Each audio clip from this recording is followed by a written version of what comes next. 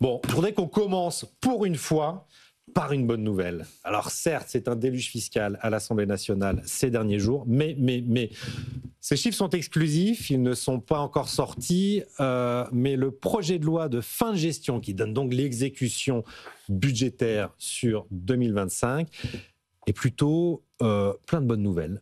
Il est en ligne, il est en ligne avec les annonces. C'est vrai qu'on avait tous été un peu choqués de se demander s'il y avait un pilote dans l'avion. Oui. Quand on avait vu l'année dernière et l'année précédente les chiffres déviaient de plusieurs milliards, plusieurs dizaines de milliards. Plusieurs dizaines de milliards, c'était des trous dans les recettes. Non mais c'était juste comme si on avait un comptable qui soudain venait en disant mais finalement on a fait moins 10, moins 20, moins 30 alors qu'on annonçait que tout allait bien. Donc c'était très préoccupant. Là on est en ligne.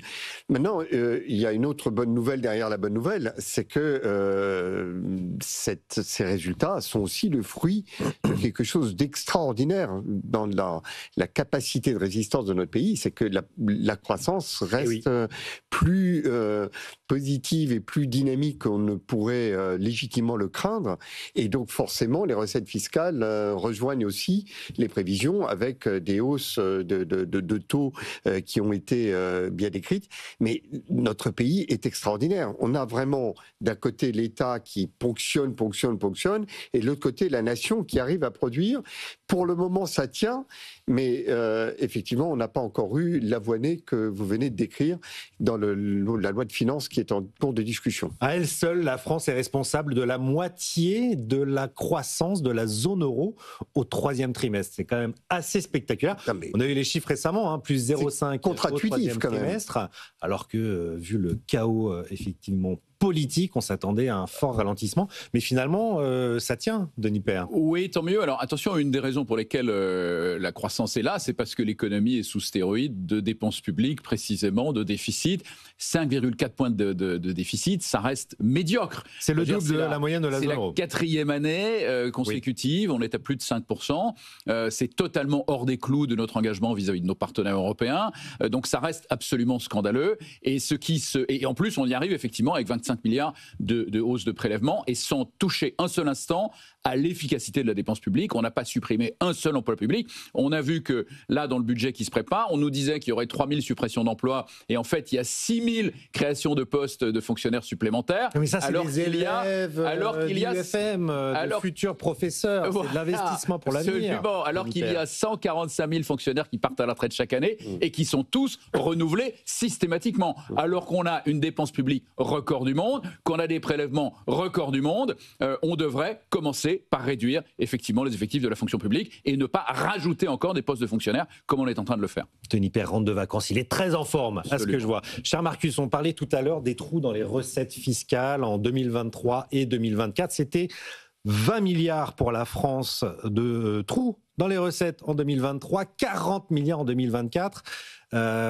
Bercy n'a pas vraiment compris ce qui se passait dans les prélèvements post-Covid, mais il s'est passé un peu le même phénomène en Allemagne, corrigez-moi si je me souviens bien. Je dois peut-être corriger un peu votre impression, puisqu'on n'est pas là pour répéter des lieux communs. Si vous permettez, l'Allemagne a, et notamment le chancelier Merz, rompu sa promesse de tenir la règle d'or.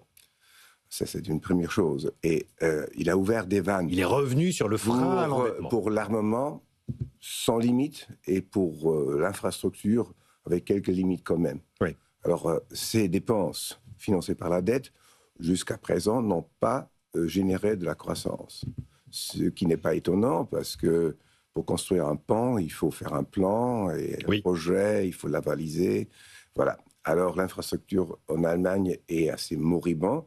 On le voit d'ailleurs, notamment les chemins de fer donnent l'impression d'un pays de développement. Alors, je ne dirais pas que l'Allemagne a fait ce qu'il faut. Je constate simplement, pour l'instant, nous sommes dans la nasse.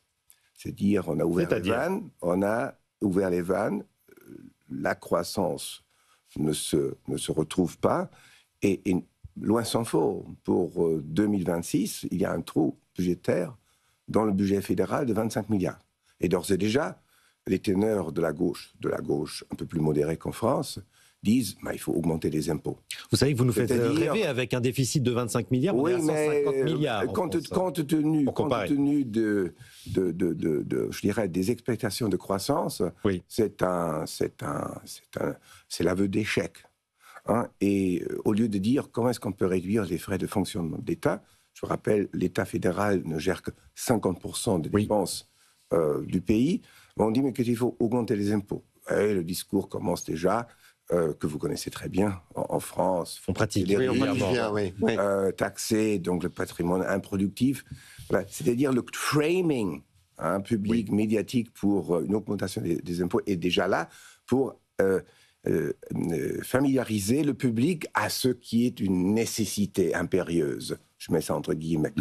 Et à ce phénomène s'ajoute, je dirais, la propagande de la radio-télévision publique, qui sont d'une orientation, je dirais, pas trop libérale, qui pensent que... On connaît aussi. Vous connaissez ça également. C'est un miroir de la Bien, France. ce sont des L'Allemagne gens devient de qui plus en ignorent plus complètement française. les nécessités de l'entreprise, qui pensent que les entreprises sont des vaches à abattre. Oui. Voilà. Donc, c'est-à-dire l'Allemagne est dans une phase très très critique, ne parlons pas de l'industrie automobile, qui est un secteur clé. On va y venir On en en parlera fin un peu d'émission. plus tard. Oui. Donc elle est, Donc, elle est- et l'Allemagne, en ce moment, n'a vraiment pas... Oui, mais enfin, le donné- sujet, c'est qu'il faut à donner investir davantage, des Marcus Kerber. leçons, à donner des leçons. Oui. De toute façon, aucun pays a donné des leçons. Je suis d'accord avec monsieur que, je dirais, cette embellie nous trompe sur la réalité triste fiscale en France. Pas fiscale, mais les finances publiques. Oui. La situation reste dramatique et les gens qui disent qu'il faut un déficit de moins de 6%, c'est déjà quelque chose. Je dirais, là, ils rêvent. Ils On va doivent arriver à moins de 6%. rapidement arriver dans la réalité Oui. parce que le marché de la dette est têtu, très têtu. Léonidas. Oui, deux choses. D'abord, je voudrais revenir sur ce que disait tout à l'heure Denis Père, parce Oui. que je suis totalement d'accord avec lui sur le fait que notre État est incorrigible. Mais C'est un voleur. notre- C'est je un sais pas voleur. si c'est un voleur, mais un pays, je pense qu'il faut qu'on arrête de regarder l'État comme étant la seule chose représentative d'un pays. Un pays, c'est d'abord sa nation, et sa nation, c'est d'abord ses forces productrices, ses forces entrepreneuriales. Et elles sont exceptionnelles. Je pense que là-dessus, on peut peut-être être d'accord. Bien sûr. C'est extraordinaire. Je pense que c'est probablement le cas également pour l'Allemagne, mais véritablement se dire que notre pays est malade d'un dysfonctionnement de son appareil d'État, mais qu'en revanche, son potentiel, ce qu'il a en main, c'est extraordinaire. La quantité d'innovation, de volonté d'investissement, les programmes de réindustrialisation, enfin, c'est spectaculaire que l'on ait encore un tel dynamisme, une telle volonté de faire dans notre pays, de développer notre France avec un État qui est à ce point, c'est un spectacle concomitant, en train de pointer l'arme fiscale sur tous les entrepreneurs. Et je trouve... Alors, État ou Assemblée nationale, c'est pas tout à fait la même chose non plus, Léonidas Kalogeropoulos. Un gouvernement, c'est pas l'État, c'est un gouvernement et un parlement.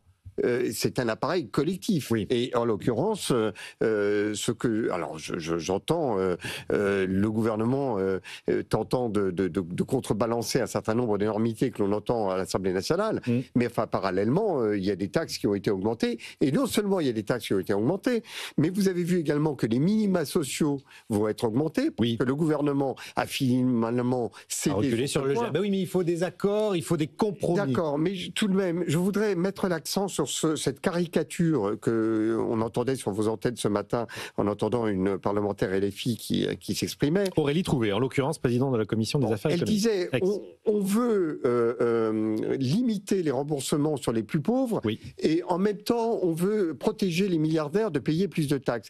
C'est vrai que quand on résume un débat parlementaire et un débat budgétaire avec ces deux caricatures, effectivement, tout à chacun se dit, mais qu'est-ce qu'il va... Il faut vraiment, je pense que là, nous devons collectivement, tous les chefs d'entreprise, prendre notre part de responsabilité, essayer de relever le niveau d'éducation et de pédagogie économique dans notre pays. Nous avons une responsabilité. On ne peut pas se dire, les débats sont d'un côté, nous, on s'occupe de nos entreprises. Les entrepreneurs doivent rentrer de plein pied dans le débat politique pour éviter que l'on ait ce genre de propos. On en a deux autour de la table et qui le disent haut et fort et qui l'expriment très bien. Qu'est-ce que vous retenez des discussions parlementaires de la semaine passée, Denis Père? Alors, juste pour commenter sur ce que disait Léonidas, je suis complètement d'accord pour dire qu'il y a une résilience des entrepreneurs français qui est formidable. Mais depuis 2017, ils étaient un tout petit peu moins des boucs émissaires que précédemment. Et donc là, on rentre effectivement de nouveau... quand même de 7 ans de stabilité fiscale et d'une politique plutôt... Et la suppression de l'ISF, même s'il restait l'IFI, qui est un désastre, l'ISF avait été supprimé.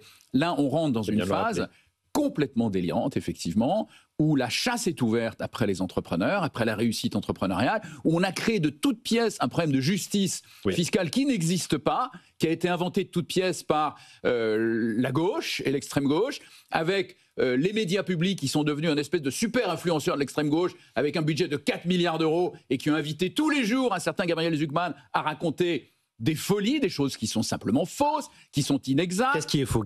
Parce qu'on n'est pas là juste pour jeter l'anathème, Denis Père. Je l'ai fait plusieurs fois. Je l'ai fait plusieurs fois sur votre antenne et puis sur d'autres antennes beaucoup plus larges, effectivement, récemment. Quand il dit que les entrepreneurs les plus riches payent moins d'impôts que les contribuables les plus modestes, qu'est-ce qu'il fait? Il diminue artificiellement les prélèvements des plus riches et il augmente artificiellement les prélèvements des plus modestes. Prenant les plus modestes, qu'est-ce qu'il fait? En prenant les charges sociales qui comptent pour les plus modestes. Il dit les aides sociales dont bénéficient les plus modestes ne sont pas comptabilisées dans leurs revenus. Par contre, la TVA qu'ils payent est comptabilisée. Donc on se retrouve avec des gens qui ont des prélèvements à 150% de leurs revenus. Donc ça n'a aucun sens d'un point de vue méthodologique. Et pour les plus riches, qu'est-ce qu'il dit? Il dit l'argent qui est dans les holdings, en fait, il appartient à l'actionnaire de la holding. Or, ce n'est absolument pas le cas. Un étudiant en première année de droit fiscal sait que c'est faux. C'est un abus de bien social. Si l'actionnaire de la personne morale se met à toucher cet argent, ça relève du pénal. C'est sanctionné à hauteur de 5 ans d'emprisonnement potentiellement. Or, Gabriel Zucman nous dit cet argent, il est à la disposition de l'actionnaire, donc on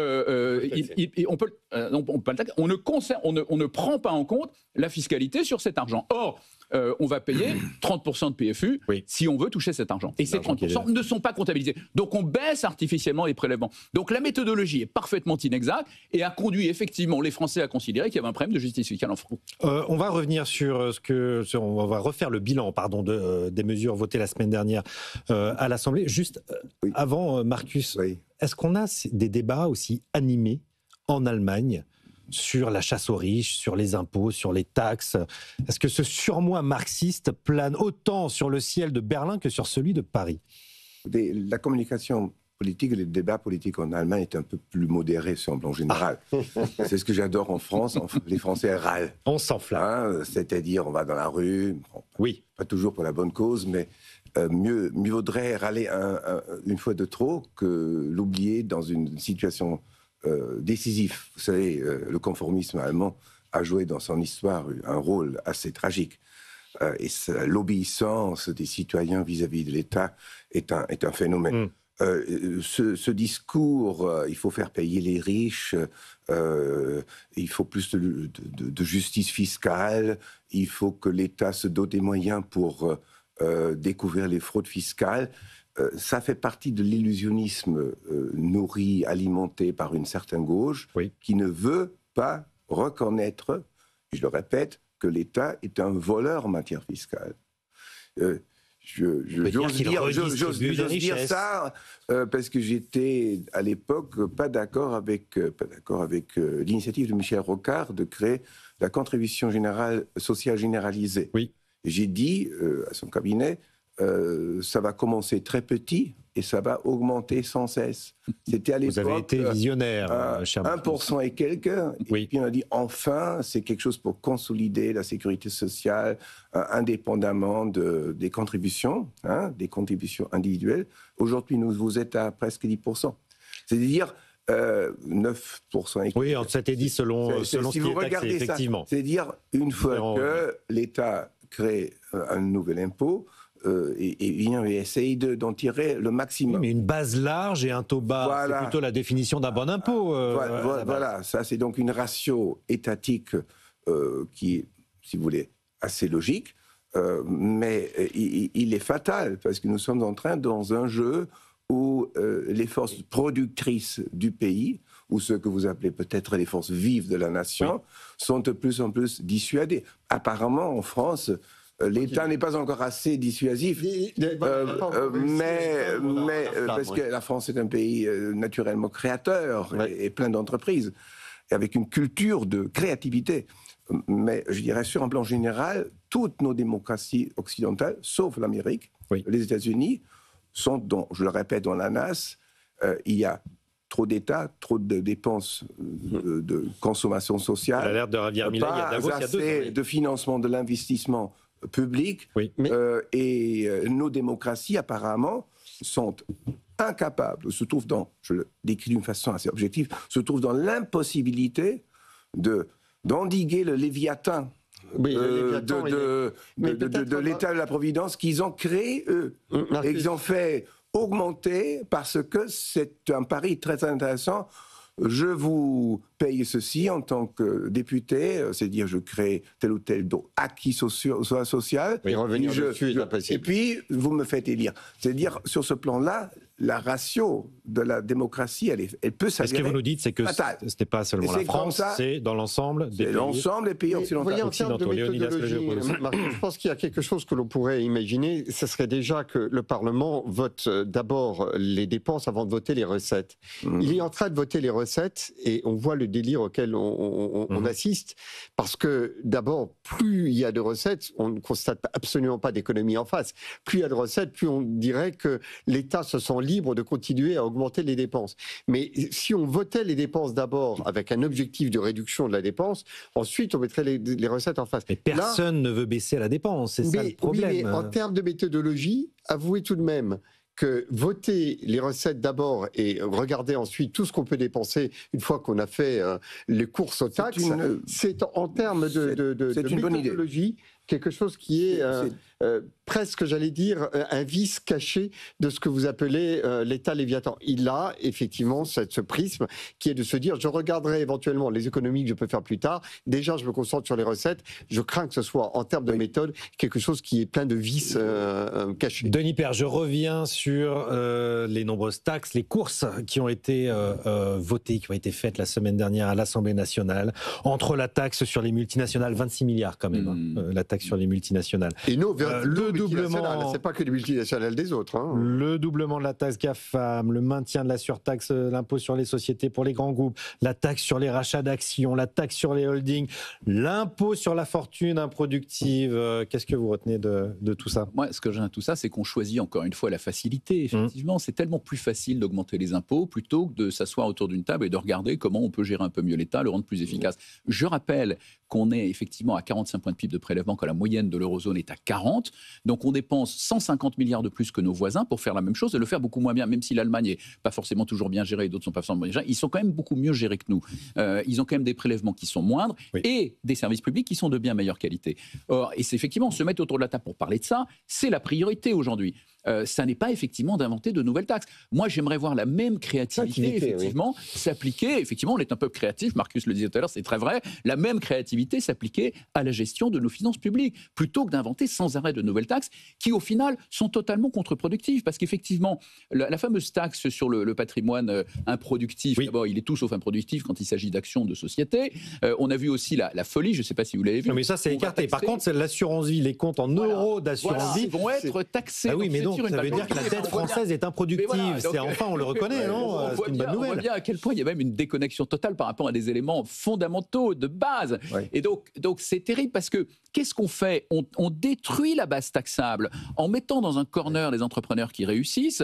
On met en difficulté les plus gros contributeurs au modèle social français. C'est ça qui est fou. Rappelez-vous la statistique de l'INSEE qui est sortie il n'y a pas très longtemps, qui dit que 57% des Français touchent plus qu'ils ne comptent. Bénéficiaires nets du système de redistribution. Donc, à l'extrémité du spectre, vous avez des gens, et c'est normal, ça arrive dans toutes les sociétés, qui coûtent plus qu'ils ne rapportent. Mais de l'autre côté, vous avez des gens qui rapportent beaucoup plus que ce qu'ils ne coûtent. Vous avez 10% des contribuables qui payent 75% de l'impôt sur le revenu. Et donc, ces gens-là, on est en train de les mettre dans un corner et de les faire partir. C'est complètement idiot.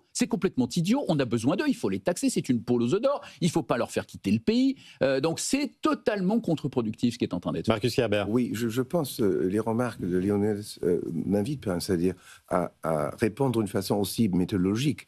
Je pense, si on regarde les États-Unis, là, les parlementaires, les députés ont une une très grande conscience, un souci de défendre les citoyens contre les impôts. The power to tax, c'est une menace. Et tout le monde est d'accord que c'est une menace.